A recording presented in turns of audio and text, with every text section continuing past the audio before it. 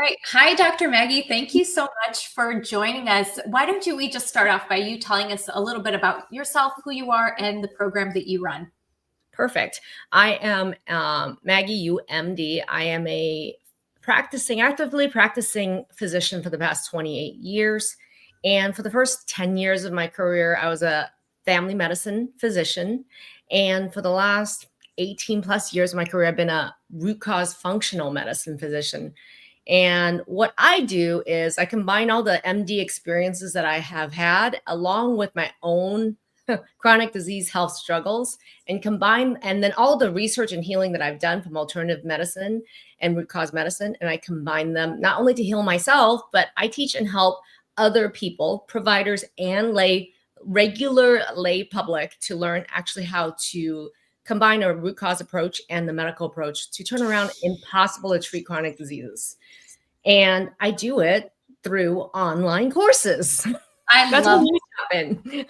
Yes, I absolutely love that. So when you were working and launching your online course, as you've been running the program, we came in and we helped support the redevelopment of it. And I'm just curious, what made you work with us as opposed to DIYing it or working with a different online course provider? Yeah. So for me, it's hard for someone who isn't in healthcare or have chronic disease themselves to understand what it is that we actually do. And so what was for me, my experience with you is that you are a lifelong learner and you have such an innate curiosity that when we met, I had you just go through my course and really audit what your experience was going through it as a user and give me all the feedback that you can give me. And that was the absolute most detailed, insightful, and really from a user perception point of view of an audit and feedback that I ever had I've had these programs for 10 years. So what made it so heads or, above everybody else is because you were looking through it through that lens. And I've never met anybody or any business that actually was able to understand, experience, be a user, and give us that level of feedback. And your suggestions were spot on and incredible to adding to the quality of what it is that we do and how we do it. I love that. Yeah. So we really do love to dive in and help deeply understand the content and think about that user experience. So as you were working, did you notice about some of the barriers or frustrations in the original course design or setup versus what changed after working together? Did you at any point realize this is not working in our current design? It could be better, or were there any instances like that? So one of the biggest barriers we face is I'm teaching a very high level medical content that truly is expert provider, medical provider level to a lay public who is sick with chronic disease, right? And so that is barrier number one. So, and that's something I'm passionate about and I feel I'm really good at, but to have course material that does that is a whole different way of thinking about something, because I'm not a teacher and I was not trained. I don't have a master's in education. I was not trained as a teacher. And one of the things I noticed was one of the very first things you said was, we tend to teach, I did at least, to the middle of the bell curve, which is what is the average, let's say 80% in the middle. And if they understand it, they don't have any problems with it, then we're good. That's not actually really true. What's actually really what we found in delivering the program was the outlier, the 10% over here and the 10% over here who had different ways of learning, different needs, or the ones that were struggling the most, frustrated the most, and coming to us and asking us to solve some of these obstacles the most. And we didn't really have good answers for them when all our content was geared towards how do we get the middle 80% needs met. So in thinking about the curriculum and how we delivered it, one of the things you really taught me was, how do you teach to the other ends of the bell curve? And in that sense, if you are teaching to this end and this end of the bell curve, everybody gets it. It actually makes it even better for the middle 80%. And I have never thought about delivering educational material, coursework, or medical care in that way. And it really was able to really increase the level of comprehension, user experience, but also the amount of staff time having to really deal with the 10% on each side of the bell curve. Yeah, I love that. So it's this idea that what is essential for some is actually good for all. And when we design for those margins, Mhm, what I love most about that, especially for you, is that you have a global audience. mhm, And when you think about designing to the edges, to the margins, now we can tailor and craft those learning experiences to every single person who comes through your program, mhm. regardless of what chronic condition they have, if they have brain fog or they need more support, auditory, visual, any type of support, all those supports are completely built in. Let me give you an example. Like I said, we certify providers in functional medicine and train them. They're using the same materials. We are actually teaching to a mom dealing with her daughter with POTS in Australia. The daughter is 13, mom is 47, right? And that, again, mom and daughter represents also different sides of the learning spectrum, how they learn, what they learn, the desire to learn. But then we also have providers, medical providers who are learning this material and finding it, really enriching, educational, and meeting their needs. So even educational level, where they are geographically located, what the outcome that they're desiring, whether it's education to become a better doctor, or whether you're a mom trying to help your daughter to become better at dealing with a chronic condition nobody in your area knows about. We have to meet all of those needs. And that's where teaching to the outliers has been really game changing. And what I really love about that is that it also allows you and your patients, your clients, to focus on the root cause, not adding Yeah. cognitive overload or other things, barriers to get into the way, but rather focus on their actual healing and do it in a way that feels really smooth and easy for everyone involved. One of the terms I learned from you the most is that term cognitive overload. And we don't realize when we deliver courses, programs, or medical interactions with our clients, with people, is that if you don't understand cognitive overload, you think you're saying and doing all the right things, but you're not realizing what's happening on the other end is shut down, shut down, shut down. They're not receiving anything beyond a certain point if they have cognitive overload. And I've always thought of myself, and people have said, and you could hear it here, is that I am a fast speaker. I am a fast speaker. I'm a fast thinker. I am a fast processor, you name it. And we assume that everybody else is the same. Or there's an underlying, we have an expectation that everyone else is the same way. I would say I'm actually on one end of the bell curve. Um, Right. and if I continue to deliver interactions in this way or educational material in this way, and that's the only way I'm going to do it, I would be missing 90% of that audience. And I can't do that and be a good deliverer, educator of any sort of content that people need. So it was very mission critical for me to understand what could cause and has caused cognitive overload, and how, through working with you, I was able to take these really difficult concepts and be able to boil it down so that there's that complexity, but we also take cognitive overload there of different kinds of learning and say, okay, we can accommodate for all of this so that, 100% of people can benefit from, no matter what learning style you are, where your cognitive overload tends to be. We thought about it and we've prepared material that's going to meet those needs. Yeah, I really love that because we tend to teach the way that we were taught or the way that we like to learn. But when you're in a transformation based industry, we really have to use a neuroscience backed framework in order to really think about those learners who really do learn differently. Because if you only teach in one way, some people won't learn. And that has Yeah. a big impact on your business. Yes, on their outcomes, Yeah, right? right. People review our businesses based on their outcomes.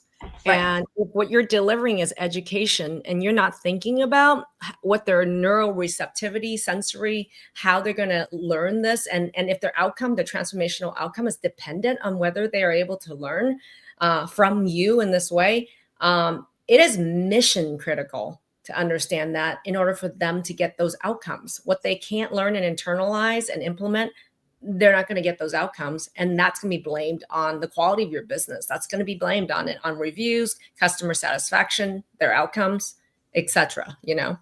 How has this experience with working with us changed the way that you now approach your online program? So you're always continuing developing, you do other types of work and workshops. How has this impacted the other kinds of work that you do?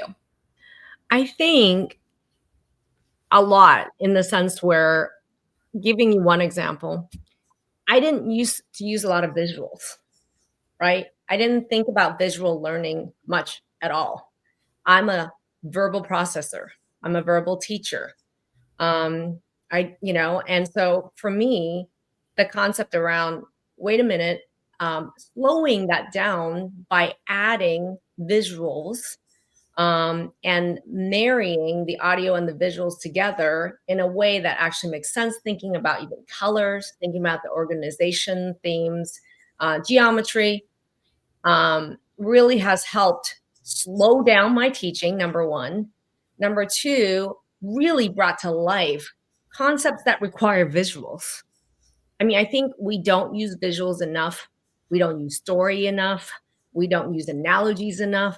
And being able to bring these pieces into my teaching has just really upped that game a millionfold, to the point where it's not just about the content in the course.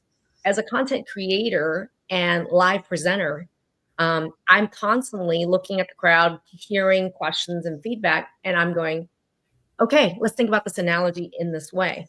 Or, oh my gosh, I didn't used to have like a whiteboard right next to me ready to go. Like, I'm going live on YouTube, and now it's like at my ready next to me is a whiteboard where I'm like, "Ah, this brings up a great analogy." And I start drawing right away. And what I know is this, is that people don't actually remember what you say. And I know I think it was a Maya Angelou quote. I'm not sure who said this. People don't remember what you say, but they remember how you made them feel, right? Yeah. And there's nothing like, for me, how people feel could be a variety of different ways, but visuals is really important. Analogy use so that they can visualize it in their mind is really important. Story, they remember the story. And that's visual memory, sensory, emotional memory. So really being able to get all that out, whether it's in course material or whether I'm live on, as in a workshop with people, or creating content on YouTube with a chat audience, has really helped me be able to just interact and connect in just such better ways. So to me, what you're kind of summarizing here is what we really focus on is pulling together the three brain networks, the emotional network, the strategic. So how do you feel about this entire experience? The strategic network, how do you take action on the things you've learned? And then the recognition network, how does it come into your brain? And so everything that you're saying, from the way that we designed the instruction to help people understand the vocabulary, to help them understand by pairing visuals with auditory, to having transcripts and having closed captioning, to action-oriented tabs in your course, so to guide people to take action, directly impacts how they feel about themselves and this entire incredible journey that they are on over the 12 weeks they are on with you during this program. Yeah. And even like, we spent a lot of time on color and what the meaning of color is. I mean, part of the organization here is looking at color organization, and there's thought behind why. It's not an aesthetic thing. It actually is part of the connections that we're making, the emotional connections we're making, what the color means, how that color is applied. Let's say we're dealing with a module on thyroid. What color is that, and the why behind it really matters. So interestingly, when my clients or myself, when we see that color, I already automatically think thyroid, and I'm already thinking, so it's they're just the associations that we've created so that it's visual memory for people, right? Right. Yeah. And So it it's really the matters. intentionality behind the design of everything that we do, to help the clients get to the transformation and focus on the things that they need to be focusing on without additional barriers. Yeah. Yeah. And I even remember, like, I'm talking about, we tend to think, and maybe you have an audience that as educators or program course creators, that content is very didactic and dry. And it is the opposite. It is the opposite. We're delivering quality medical content, and looking at the colors, the visuals. And I'll give you an example. One of the things that we talked about was, you can't create transformation if you don't actually help people grow, emotionally, neurologically, mindset wise, right? And I remember just thinking through, one of the concepts was around the stories that we have and how it influences our approach to something, to everything. Yeah. So I love the richness and the fabric with which we have weaved stories into this content to really evoke these emotional stories and memories that actually really shaped people, and the why behind what they do. So it makes the how super easy. They Yeah. now have their own stories and their own why, and then the how is just like frosting on the cake. Yeah. The emotional landscape is, often overlooked, but is often what motivates people to take action when they feel inspired. You tap into that. I mean, our work with you has really helped the content tap into that. I love that. So, as you think about the entire experience working with us, because we worked together extensively for a bit of time, what was your Years. what was your favorite part? The strategy, the tech side, the coaching, like the work we did. Is there anything that really stood out that you really enjoyed in the process of working with us? Your team's appreciation for the content, your level, of understanding of what our content really was, what our mission really is, what the outcomes we were trying to achieve for our clients, and what the barriers that we really had. So I like when people see things I don't see. My favorite part is you always point out something that I don't see. And that's what makes you valuable. That's what makes you and your team extremely valuable.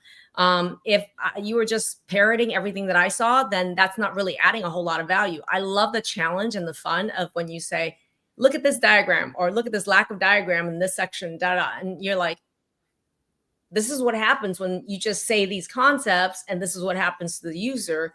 And they would get confused here and here and here. And I'd be like, well, yeah, we've gotten 100 tickets about that.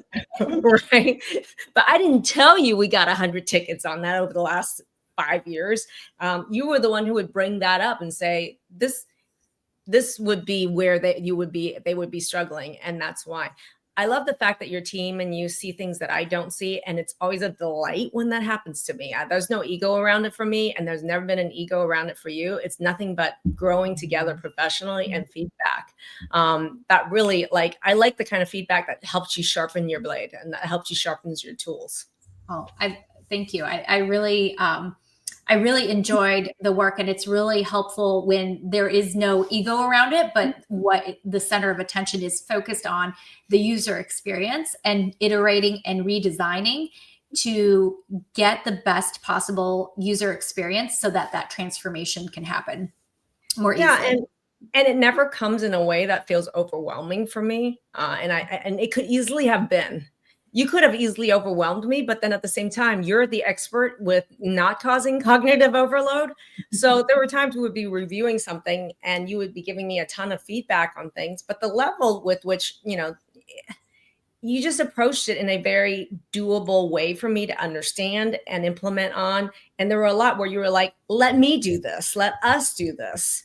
That's not your area of expertise. Let me come back with a solution for something. And when you came back with a solution, I'm always blown. My mind is always blown. It's like, I never would have thought of that in a million years. I love that. So what would you tell somebody who's maybe on the fence of working with us, or somebody who is considering working with us for course development or launching a course or revamping it? Well, I would be my thing is that if you truly value yourself as an educator, meaning that your course or your programs is designed to teach, right?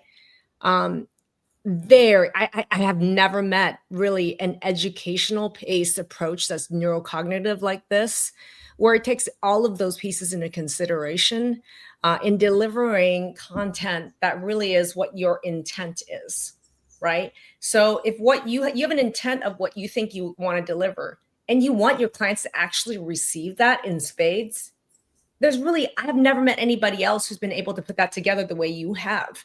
So it's been an invaluable partnership, and the tools that you've provided and the results that you've delivered for me. And I can't envision anybody else on the planet that has done as good of a job as you guys have. Well, thank you. Thank you so much. All right. Any other final thoughts? I think about how seriously people really are about course delivery. Like a lot of times people take course delivery. I know I did. I just got to make these videos and get them in there. I just got to make these videos. It's a couple weeks before they're going to see this video. I'm going to make it and just get it in there, get it in there, get it in. And there's a lot of people like, oh, better 80% done than not done at all. And that was before you was how I created all my content. And that was hundreds of hours of content. Was literally, oh, next week there's going to be this, they're going to be going to, or there's going to be a live workshop in this. And there was no overall blueprint or strategy around, we're going to create it in the first place, right? To have the desired outcome. Yes, it requires that pre-planning, thinking through framework, and the expertise and you have around cognitive experience their receptivity overload, all those pieces, right?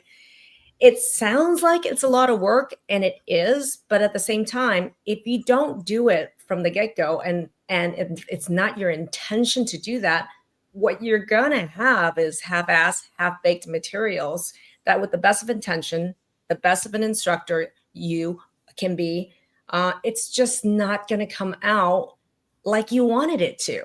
So there's a lot of repeating, reteaching, redoing. Oh, I mean, there were so many videos I created, Kasha, where people come back, be like, oh yeah, I watched that training around the thyroid hormone conversions, and they still came on and were confused.